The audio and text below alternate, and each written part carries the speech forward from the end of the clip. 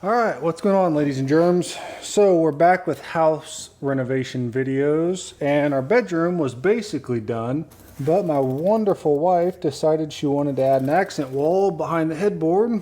We're gonna take today, put this beadboard behind the headboard with some trim she likes, top and bottom, and then install the headboard in our bedroom.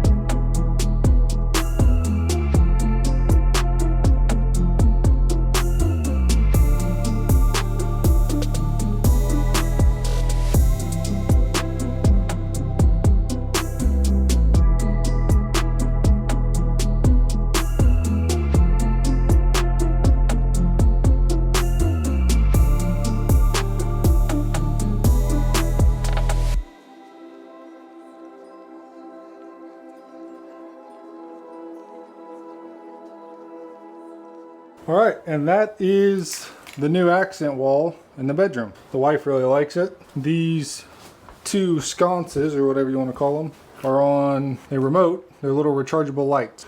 You can change the color temperature to whatever temperature you want.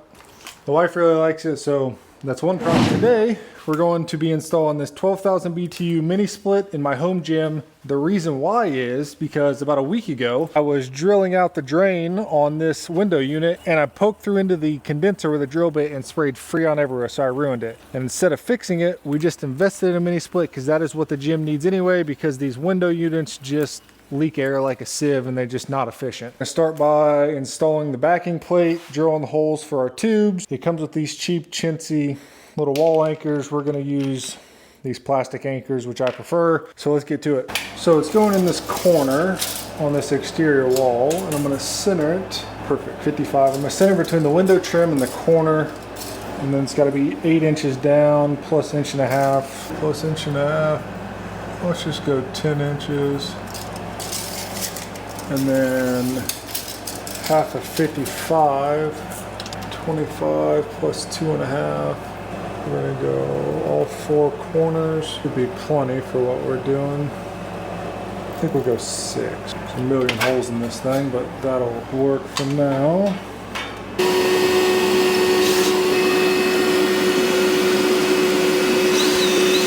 Now we can attach our plate, hopefully.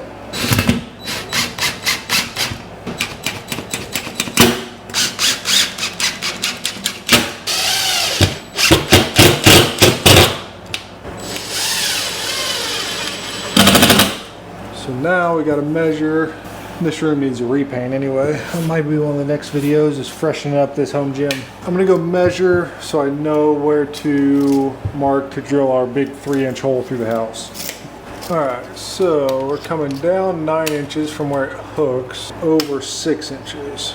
I'm gonna go double check that measurement to make sure we're good. I'm gonna make a huge mess here, but it's part of it. Hopefully there's not a stud here. It's gonna be very close. It's literally right next to a stud, but I think that'll work. So I'll probably have to get a long drill bit and poke a center hole to know where to plunge through the outside. Go through and poke a hole on the outside. All right, so we're outside now. We're gonna poke a hole back through. Alrighty, so now we should be able to feed our unit through. Before we get too far, I'm gonna use this tape they sent. And, well, it says it's tape, maybe it's not. But I also need to do the connecting wires here. So we have power. We'll have to get them hooked up. I don't know where they hook up. I'll have to figure that out. But look and see where I have to hook these wires up to real quick. All right, let's do a little bit of reading here. Question is, where do the wires hook up at? So the wiring diagram is under that front panel. So I need a Phillips head screwdriver. So I'll take our wiring here, assuming both ends are the same. We'll double check to verify that. Push it up through here. And then there's a little clamp here. Move you guys over here so you can see what the heck I'm doing. And like I said, I'm no professional, just a redneck with some tools, so dangerous, one might say. All right, now that you're here with me, that comes off, that comes off. Hey, look at that. They number it for dummies like me. There's one. I'll make sure everything's tight while we're here. Now we go for 2. Go ahead and loosen all 3 of these. 2 is the white wire. Funny they send a wiring diagram when there's numbers on it. Watch the numbers not be right and I fry my unit. Wouldn't that be funny? Probably double check the unit or the wiring diagram just to be safe, but this should be correct. 1, 2, 3. And then obviously our ground. It looks like I have to take all the way out. That went way better than I thought. Feed that excess back through. I don't know how they expect you to get that back on there, but I think I need to redo that. Make that ground go over top of the others. Double check our diagram just to make sure we're good. Put our plate back on. Snap that back on. Whoops. Now, I will attempt to wrap it with this tape. They call it tape, but it's not really tape. Gotta wrap all this together. It says to wrap it tight. Don't want to go too crazy. Go down and back with it. I'm sure somebody will tell me I'm doing this wrong. I have no doubt about that. I'm sure I'm missing something here, but we'll wrap it real tight. Throw some tape around it. And now, should be able to take this in and feed it through the wall. First thing I'm going to do is glue this escutcheon on with some caulking here. So it is somewhat removable later if I have to. Put our little sheath on. Some big gobs of caulking, and this is behind the unit, so it doesn't really, at least I hope it is. It's behind the unit, so it doesn't really matter, but and then I will spray foam around it from the exterior. Now I can take the wiring, push it out. Alright, that went better than I thought. Okay, so obviously that plate's not going to work. Alright, so I'm going to have to lower that bracket a little bit. But not a big deal. Kind of expected that could happen. Let's just leave that there.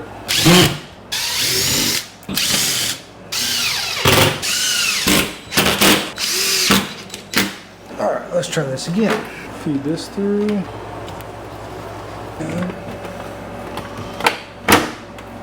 just like so. Hang on the wall just like that. Like I said, we're going to be repainting this whole room here in the next month or 2, so this kind of stuff don't matter. We'll get that all fixed up later. It'll be a different video. Pull this off while I'm here.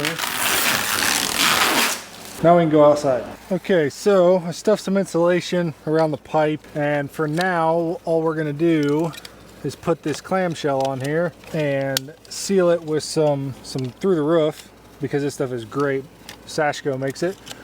because the reason I'm not putting a block or anything now is because this siding will get replaced in the next year or two. So this will work and hold water for now, and then when I reside the house, I'll put an actual like PVC block around it, J around it, and go from there. So that is the plan for now. So we'll just put a healthy bead around the top side of this. Probably buy some spray foam to go around this. I don't know, I might just do this around it honestly, just so it's sealed and waterproof.